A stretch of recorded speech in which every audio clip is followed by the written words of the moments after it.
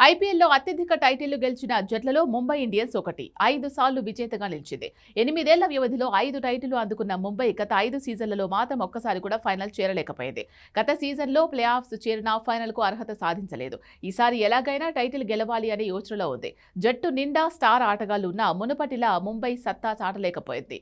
కానీ ఇటీవల team India T20 ప్రపంచ కప్ నిలబెట్టుకోవడంలో కీలక పాత్ర పోషించిన బుమ్రా, సూర్యకుమార్, హార్దిక్, తిలక్ ఫుల్ ఫామ్లో ఉండడం జట్టుకు కలిసొచ్చే అంశం. అయితే అంతర్జాతీయ స్థాయిలో సక్సెస్ఫుల్ కెప్టెన్స్ గా గుర్తింపు పొందిన రోహిత్ శర్మ, సూర్యకుమార్ యాదవ్, మిచెల్ శాంటన్లు ఉన్న జట్టును హార్దిక్ పాండ్యా ఎలా నడిపిస్తారు అనేది కీలకం.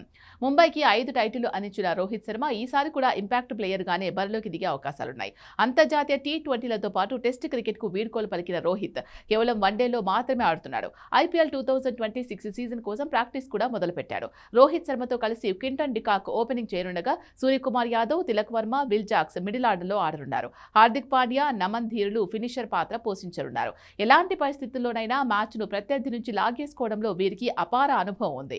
బ్యాటింగ్ ఆర్డర్లో ఒక్క డికాక్ మినహా మిగిలిన వాళ్లంతా భారత ఆటగాళ్లే కావడంతో విదేశీ ఆటగాళ్ల సేవలను వినియోగించుకునే విషయంలో ఫ్రాంచైజీ మంచి వెసులుబాటు ఉంది. విదేశీ కోటాలో de Kock, Rickelton, Rutherford, Santner, Will Jacks, Bosch, Trent Boult, Ghazanfar అందుబాటులో ఉండగా డికాక్, జాక్స్, శాంటన్, బౌల్ట్ తుది జట్టులో ఉండడం ఖాయం. పరిస్థితులను బట్టి రూదర్ఫర్డ్, గజన్ఫర్ను ఆడించొచ్చు.